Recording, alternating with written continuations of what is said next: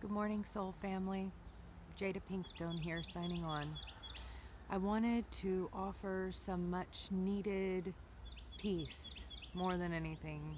Peace and understanding, and maybe a little bit of guidance with regards to this world shutdown. On one level, this can really be looked at closely, and really depending on the paradigm you're operating from.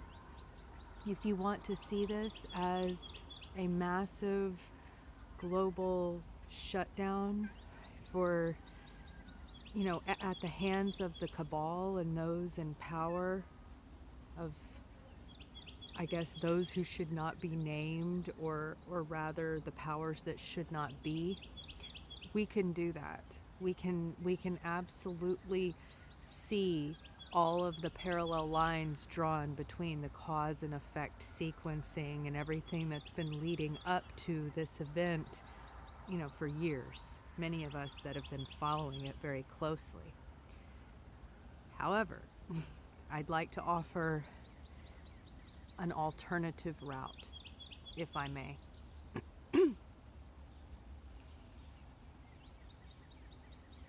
The creative spirit is always the macroscopic scalar jump up in ascension from us all. And that goes for the cabal, it goes for us little people, it goes for the people that are in high seats of power seemingly on the surface, in the eyes and views of the mainstream media, but really are simply puppets to be controlled by someone unseen. Though, the creative spirit is above, in ascension, the higher self of us all.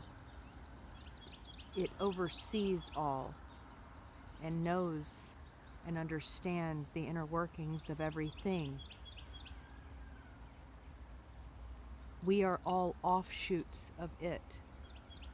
And therefore, those who have gone astray, simply because the creative spirit gives us free will, gives us the ability to make decisions and discernments for ourselves, and we are our own creators of our own individual universes, all of which sync up to the ultimate creative spirit. What we've been doing up until all of this hit, specifically in Western societies, I'm not going to say not in others, they likely have been doing this, but I'm not going to speak for a culture of which I'm not a part of. And really, all of our cultures collectively right now are merging as one. That's what's happening. I was listening to one gentleman, Tom, possibly Chapman. Forgive me, I will provide a link to his talk, but he gave the metaphor of us being like children in a schoolyard, the different nations of this world, and how we play together is like, there's the big bully in the sandbox, and then there's the little kid that doesn't get any sand to play with. I mean, that's what I heard. This wasn't his elaboration on the topic. But I found it profound when he said that we, within our own nations, we have learned, like, we haven't really ascended in the terms of becoming kindness, but we have attempted to do so publicly with each other. All right? So we act one way in public as a way of coexisting within our own respective cultures, right? But inside where we actually feel something else. We've been socialized to be that from children, and children don't exhibit those behaviors. And so, because they haven't been socialized yet. What we're doing now, what's happening right now, what it feels to me on such a visceral level, before we were jutting our energy off into so many different directions. We were existing on the public plane in a way that was acceptable, out of alignment with us, in alignment with the society, acting one way, being another. We were all doing this. And I'll also leave a link to Feel Good about being a dot. He's been talking about us being a dot for a very long time, since long before this started. Excuse me, the sun's kind of in my eyes, but I'm going to continue. So, he was teaching us how to be a dot so as to retake in the energy that we are jutting out in multiple different directions. We would have our calendar booked, every single day for months in the future. What has this entire phenomena done to that kind of living? It has halted it to an abrupt stop. It has made us retreat, go back within ourselves, and take an introspective look. Who are you without all of that? What do you want without all of that? That's distraction. That is cacophony, okay? Who are you and what do you want? And I'm not talking about wanting something from a self-absorbed, selfish perspective. I'll reframe the statement. Why are you here? Is it to, meet all of your PRs and exceed them at the gym this week? Is it to, have all of your meal plans partitioned off in sections of, that you eat this Monday, Wednesday, Friday for all of these different macros? Is it you're going to be, up at the PTO meeting doing all of this stuff for your kid, which actually takes you away from your kid more? I mean, we have all, I'm giving examples of things not only in my own life, but things that in other people's lives. And I know we could all give a long laundry list to what it is that we used to be doing with our time and energy. My point is I want you to close your eyes and I want you to go into yourself, go into the chasm that is you. See right beneath your etheric skin the shell that holds your consciousness here. A black, vast universe. Go within yourself and actually see that. Now, it's full of energy. It's full of stars exploding, forming, energy masses circumambulating each other. It is full of nothing and everything at once, a vast darkness punctuated by orbs of light, star clusters, asteroids, moons, ringed planets. See it all. It's all within you. The massive potential and possibility of all. Any and all. Now, what we've been doing as creators of our own universe up to this point is we have been jutting masses of energy in different directions imagine actually starbursts kind of flooding from your heart space out in a general direction. Imagine starbursts of energy flooding and jutting outward from your third eye in another direction. Imagine, feel all of your energy going in all of these places at once, of your own volition, of what you yourself have chosen, right? But because of what you were told to choose. Initially so. Doesn't matter who you are, what you were doing, because you chose to be exerting your energy in these ways. Now, feel good. Be a dot. What this phenomena has done, it has drawn all of that energy back into you, back into you, back towards you. I want you to see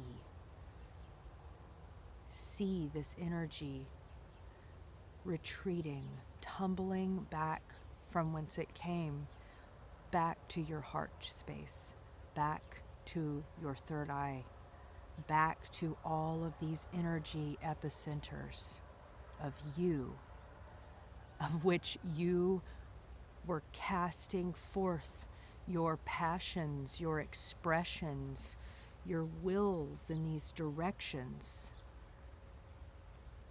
And it's solidifying, it's circumambulating back to you being a dot right here in your home space. Okay? What you were before visually, see all of those directions, all of those vertices and lines crossing of the energy interacting in sometimes really compatible ways, other times very constricting and contrasting with lots of conflict and angst. It's simply breathe and feel it back in your energy epicenters, okay?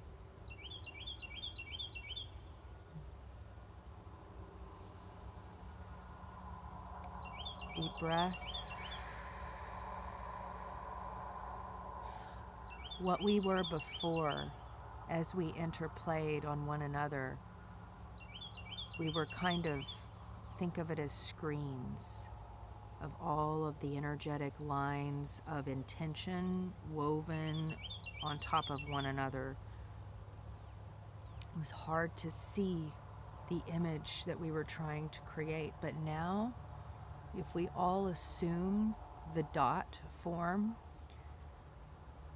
if you look across the spiritual landscape, what you can see is almost like one of those,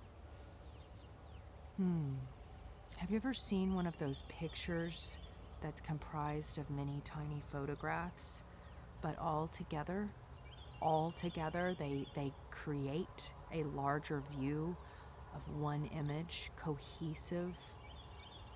That's what we are when we become dots, when we bring our energy back inward and appreciate and acknowledge who it is that we actually are.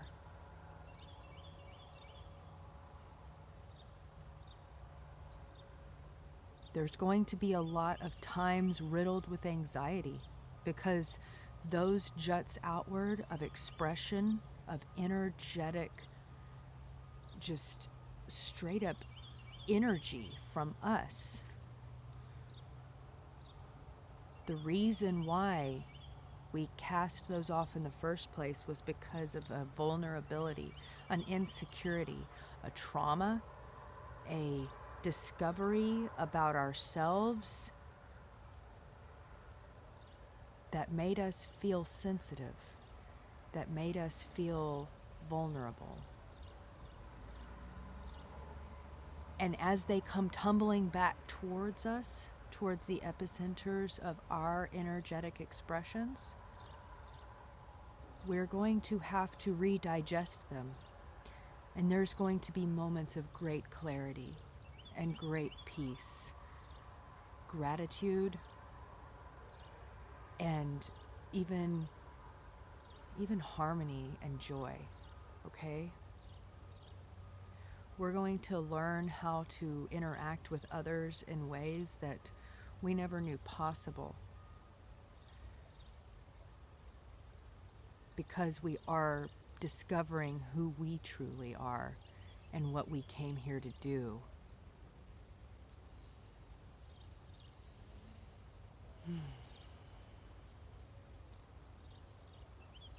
There will also be times of great sadness and heartache and despair, anxiety, and uncertainty as these energies of our soul expression come tumbling back. There will be both, make no mistake.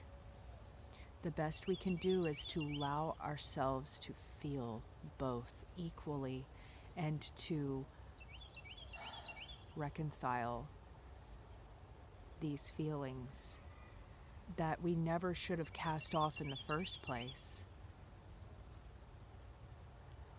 We are going to learn how to connect with others on the other side of the world and be closer to them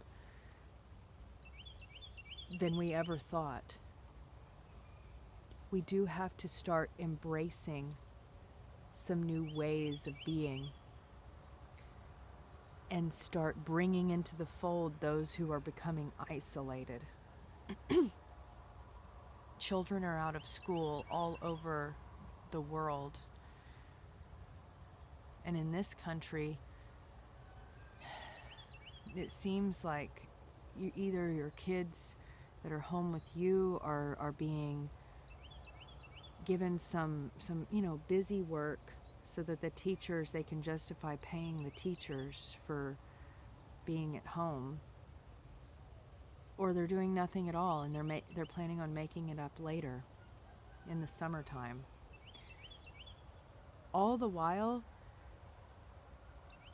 those who are in institutions of any kind, whether it's assisted living or a penitentiary or a mental ward, it doesn't really matter. Any institution anywhere is on lockdown, and people that are in those institutions that had volunteers or visitors, family members, different opportunities coming through to work or to acclimate themselves back into society. Well, because society is shut down, and for other reasons, all of that has shut down for them.